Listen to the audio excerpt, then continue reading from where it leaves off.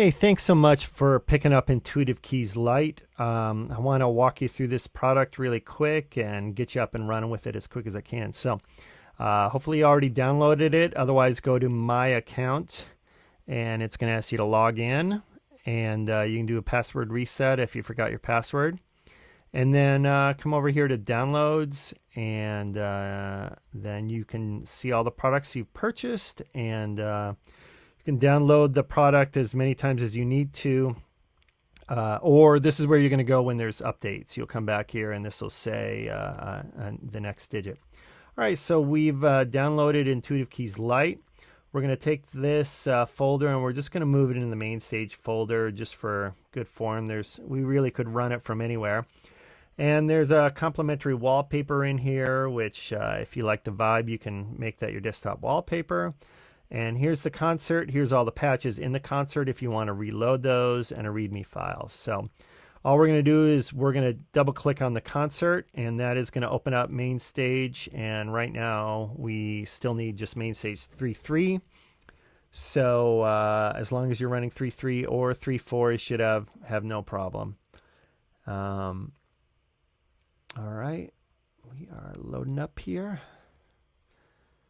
And so the first time you open Intuitive Keys, it may ask to download some additional content. Just click yes, yes, yes, yes, yes. And, you know, it might be a few gigabytes. It might be, 10 gigabytes or something. So you're going to want to be somewhere where there's some fast internet, and don't do this 5 minutes before you need to play the first time on a new machine. But once you do that you'll be done. And as soon as you open main stage, it should work. It should detect all MIDI input, and your mod wheel and your sustain pedal. And if you're using the nano control, you can see some numbers down there. The bottom row of buttons corresponds to that bottom row down there. So you can add some shimmer. So some dense verb on the piano. We're gonna just go to the solo sound here, and you can add some dense verb or spacious verb, or turn off the lush compression, and it's a very soft compression at that point, so that's very dry. Let's add a little spacious verb and some hard compression. You can feel that hard just slamming it down.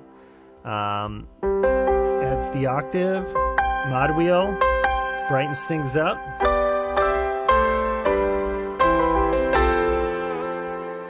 And there you go. So then there's a low cut button here if you're kind of notey yet, and if you think you might play over the top of the bass player, push that. Then that'll filter out some of the low end down here. There's that low that gets muddy and interferes with the bass player. So that's kind of a handy tool. Just keep that on for a little while. And then stereo, of course, if you send 2 channels to the house. Otherwise, turn that off and let Intuitive Keys do the summing. And here's a little CPU meter so you can kind of see how your machine is doing. And volume control, this is set to fader 8. And then the rotary knobs, your delay return here, and your verb. And so those are just basically 2 effects, and they may appear on some of the sounds. And then you've got some additional faders. You can see this is channel 3. These 2 are both mapped to 4. This is mapped to 5. These 3 are mapped to fader 6, because it's just kind of assumed you're going to be using those together.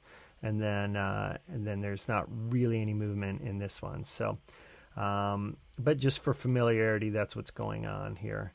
And then here, when you move forward through the sounds, you can you're going to want to play the mod wheel and the aftertouch to kind of get these sounds to respond.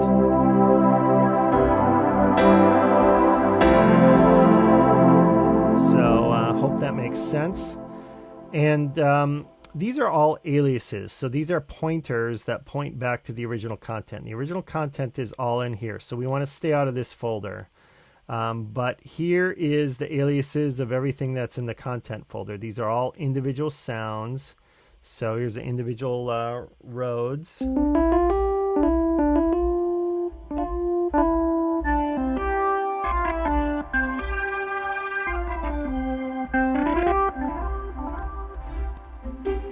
And you can just kind of play through those and familiarize yourself with all of them.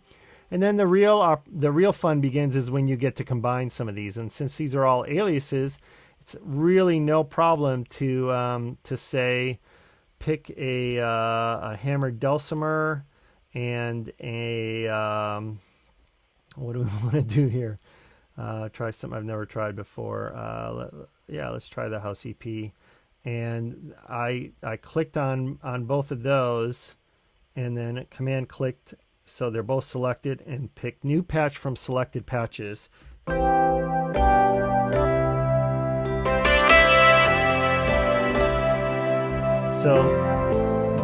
you kind of see how you can build sounds that are maybe unexpected, or serve the song in some unique way, or multiple layers. And then you'll want to move that up here and name the tune my Dulcimer EP patch. And you can always put it in a new set. And my faves, my new sounds, how about that? And then you pull this up to the top and put that inside. There you go. So that's how you start to build up your sounds. And if this cream is your favorite, don't move it out of here. Keep it there for reference and just copy and paste it into here, and you'll see it's still got 0 kilobytes. So these sounds are not gonna slow down your machine the more copies you have of them, because they're just pointers. So that's kind of the beauty of intuitive keys. So you can build up a bunch of different groups of your favorite sounds, or build up a set like this for each song. That's kind of how I do it, and that should get you rolling. So hope you enjoy this product. I hope it makes sense to you. Please join the Intuitive Keys users group.